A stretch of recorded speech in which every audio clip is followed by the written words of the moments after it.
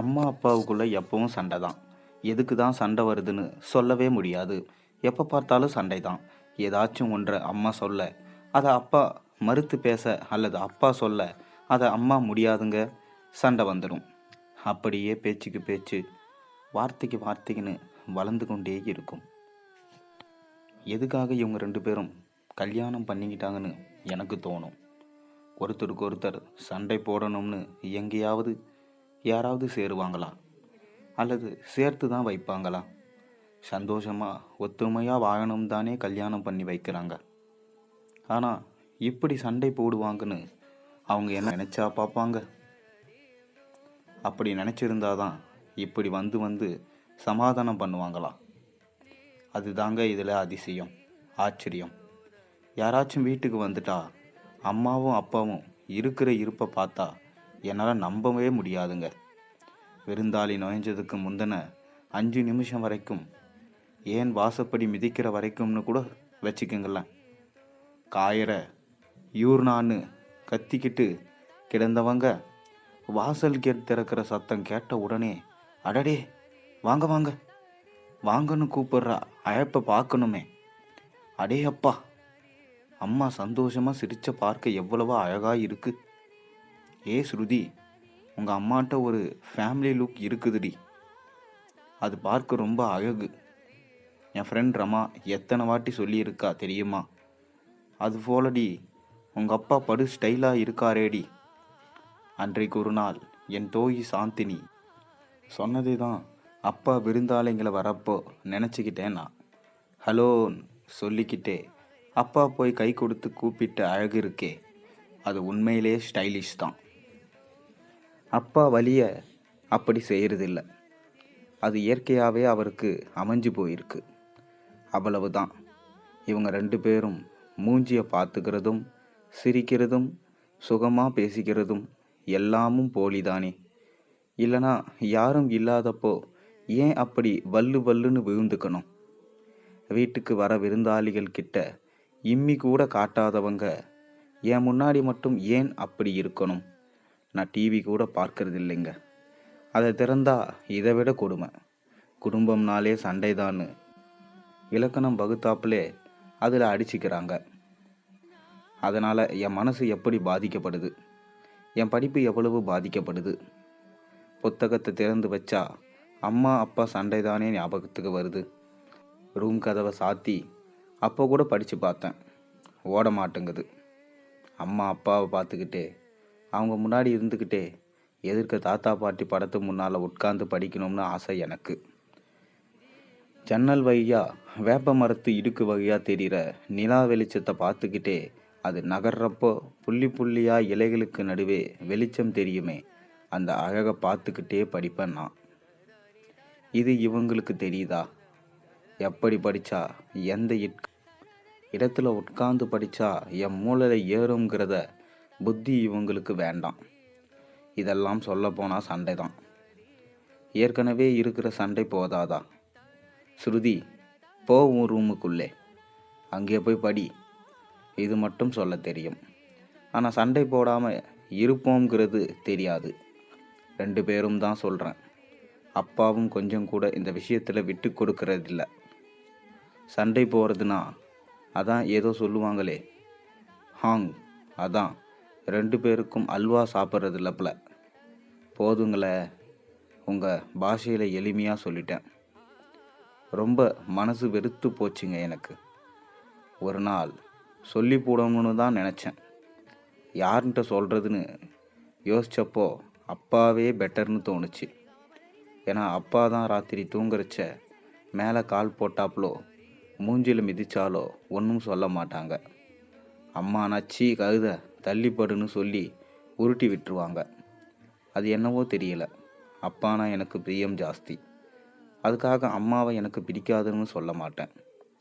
என்ன தான் சண்டை போட்டாலும் வச்சாலும் ஏனோ தெரியல, அப்பாவை பார்க்க எனக்கு பாவமாக இருக்கும்.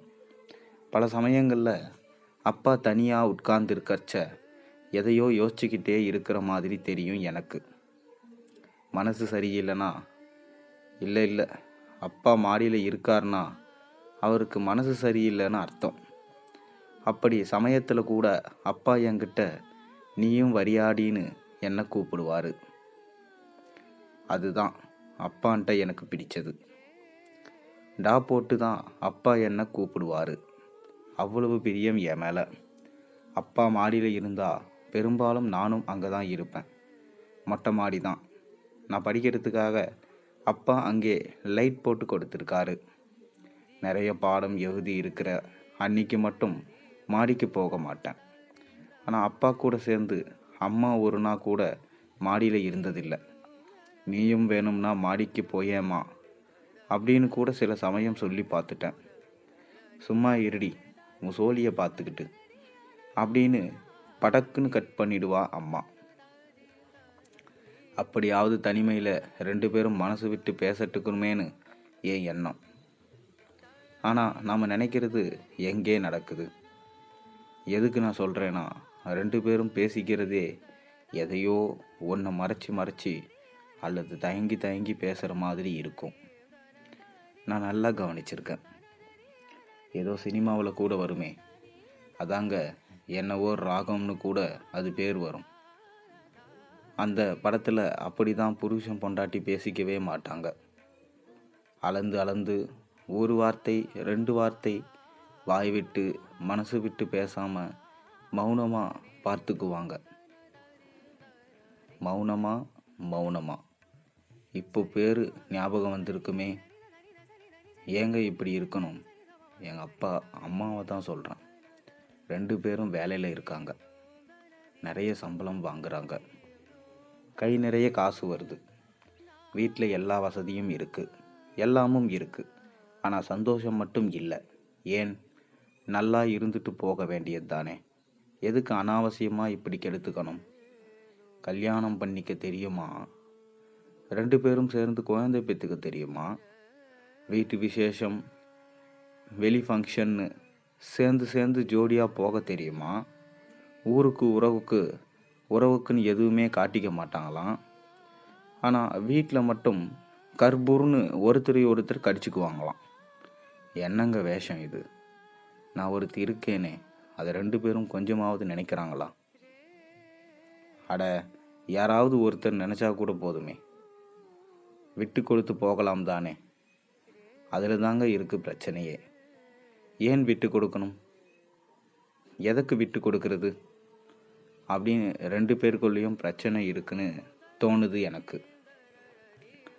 நான் பெருசா நீ பெருசாங்கிற கதை தான். அதாங்க ஈகோ. அன்னைக்கு கூட எங்கள் கிளாஸ் டீச்சர் அதைத்தான் சொன்னாங்க. ஹெட்மிஸ்டர்ஸ் பற்றி பேசுகிறப்போ இந்த வார்த்தை வந்துச்சு. எல்லா இடத்துலையும் இந்த பிரச்சனை இருக்கும் போல் இருக்கு. கடவுள் எல்லாரையும் ஒரே மாதிரியாவா படைச்சிருக்கான்? ஒவ்வொருத்தருக்கும் ஒவ்வொரு திறமை இல்லை இருக்கு. ஒவ்வொருத்தருக்கும் ஒவ்வொரு விதத்தில் அழகாக இருக்கிற மாதிரி. எல்லாரும் ஒரே மாதிரி அழகாக இருந்தால் அதை ரசிக்கவா முடியும்? அதே மாதிரி தானே இதுவும். நான் மேக்ஸ் சூப்பராக போடுவேன், ஆனால் இங்கிலீஷ் சரியாக வராது. என் தோழி புஷ்பா படுபோடு போடுவா இங்கிலீஷில்.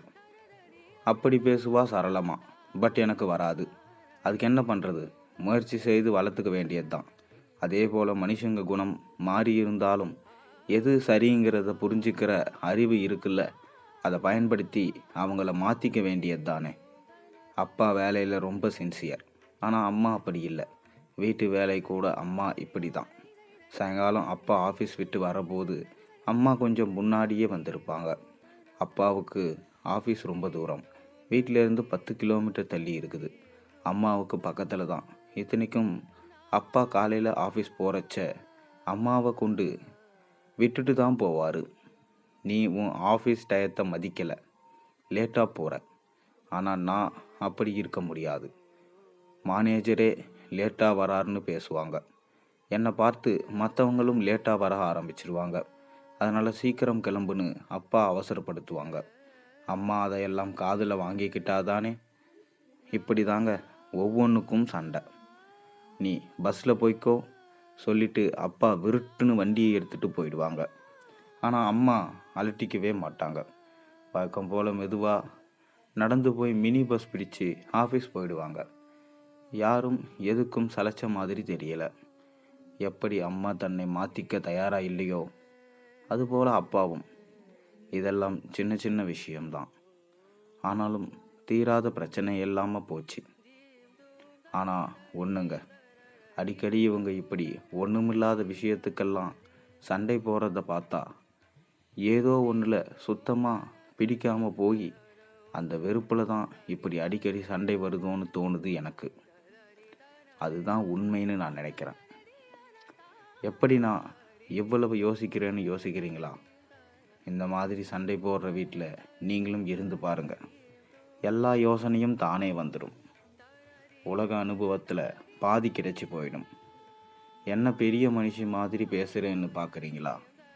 அதானே, இப்போது நான் 8th ஸ்டாண்டர்ட் படிக்கிறேன். இன்னும் 2 வருஷத்தில் 10th ஸ்டாண்டர்ட் நான் போயிடுவேன்.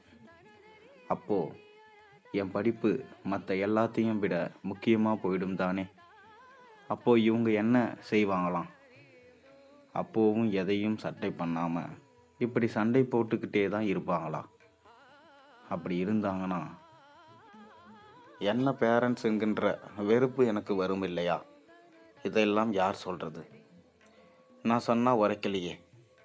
நீ சும்மா இருடி காயுத, உன் வேலை என்ன படிக்கிறது, அதை மட்டும் ஒழுங்கா பாரு. இதெல்லாம் தாங்க எனக்கு அட்வைஸ். வெறும் காசு வந்து என்ன புண்ணியம்? எங்கள் வீட்டில் சந்தோஷம் இல்லையே. அதே காசை வச்சுட்டு அம்மா அப்பாவோட ஹோட்டலுக்கு போய் விதவிதமாக வாங்கி சாப்பிட்டுவிட்டு கடைக்கு போய் புதுசாக ட்ரெஸ் எடுத்துக்கிட்டு என் ஃப்ரெண்ட்ஸ்கிட்ட எல்லாம் காண்பிச்சு எல்லாம் தான் ஆசை. 2 பேரும் வரணுமில்ல, வரமாட்டாங்களே. இது வரைக்கும் நான் 2 பேர் கூட ஒரு தடவை கூட சேர்ந்து போனதில்லை. நீங்கள் நம்பினா நம்புங்க, நம்பா கட்டி போங்க. அதுதான் உண்மை. எப்போவாவது அம்மா கூட போயிருக்கேன், இல்லைனா அப்பா கூட போயிருக்கேன். தனித்தனியாக தான், வேற வழி. இவ்வளவு ஏன், அடிக்கடி எங்கள் ஊர் நேதாஜி மைதானத்தில் எக்ஸிபிஷன் நடக்கும். அதுக்கெல்லாம் நான் போனதே இல்லை. இத்தனைக்கும் அது வீட்டுக்கு பக்கமாக தான். சேர்ந்து கூட்டிகிட்டு போனாதானே நானாவா போக முடியும்? எவ்வளோ பேர் ஜோடி ஜோடியாக வராங்க, குழந்தைகளோடு வராங்க. ஆனால் நான் போனதே இல்லைங்க, சத்தியம். எங்கள் அம்மா சென்ட்ரல் கவர்மெண்ட்டில் தான் வேலை பார்க்குறாங்க. அப்பா தான் ஸ்டேட் கவர்மெண்ட். அம்மாவுக்கு இந்தியா பூராவும் டூர் போக ஆஃபீஸில் பணம் கொடுப்பாங்களாமே. அம்மா கூட அதை எல்டிசின்னு சொல்லுவாங்க, கேட்டிருக்கேன். அந்த சலுகையில் நாங்கள் இது வரைக்கும் எங்கேயும் டூர் போனதே இல்லை. என்ன, இதையும் நம்ப முடியலையா? நம்பித்தாங்க ஆகணும். 2 பேரும் சுமூகமாக இருந்தால் தானே இந்த யோசனையெல்லாம் வரும்.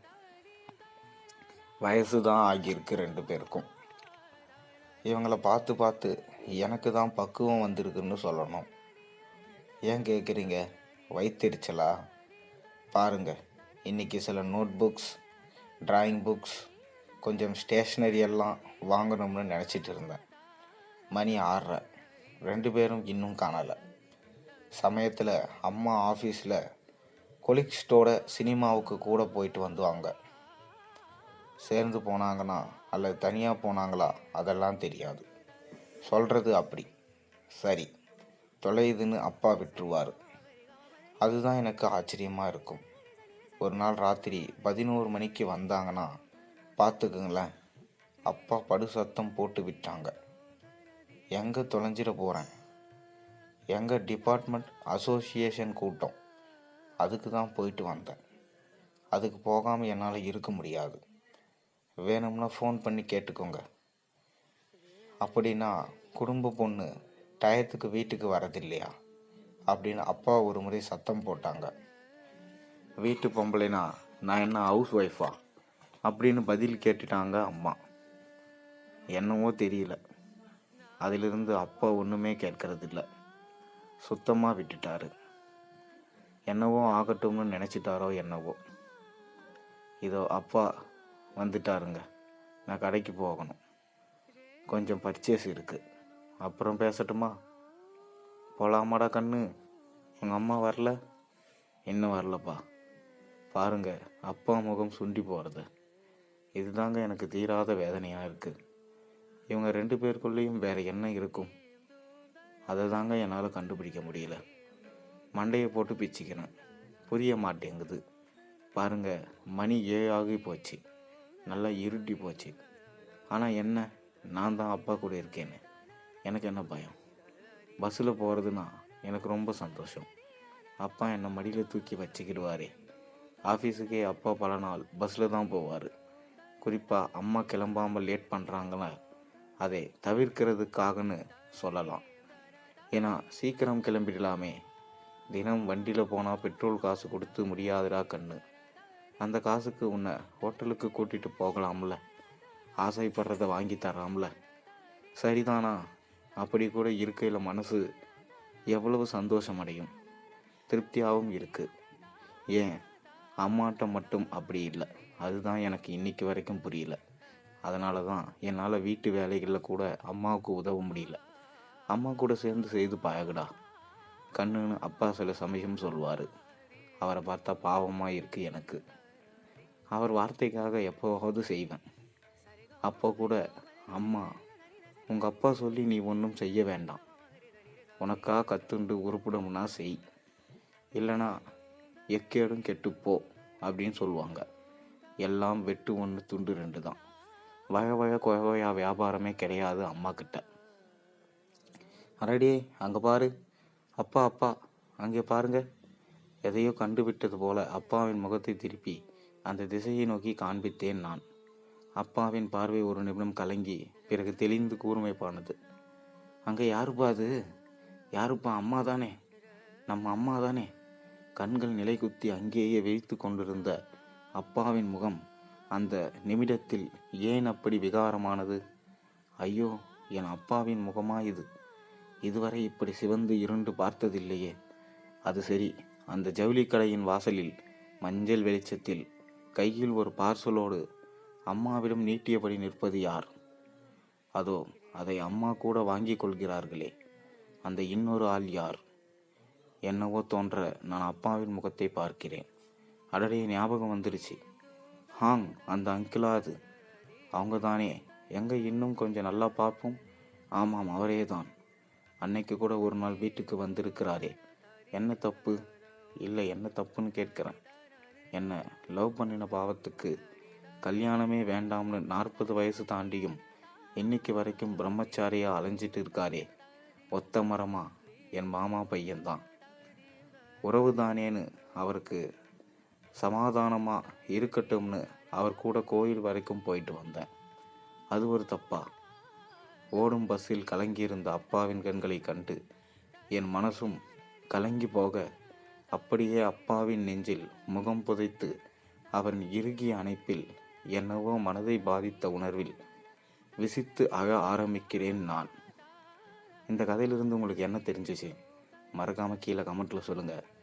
மேலும் இந்த சேனலில் போடுற வீடியோஸ் எல்லாம் பிடிச்சிருந்தா மறக்காமல் சேனலுக்கு சப்ஸ்கிரைப் பண்ண, லைக் பண்ணுங்கள், பெல் ஐக்கனை ப்ரெஸ் பண்ணுங்கள். அப்போ தானே போகிற வீடியோஸ் எல்லாம் உங்களுக்கு நோட்டிஃபிகேஷனாக வந்து சேரும். நன்றி, வணக்கம். நாளை ஒரு நல்ல அருமையான கதையோடு உங்களை சந்திக்கின்றேன்.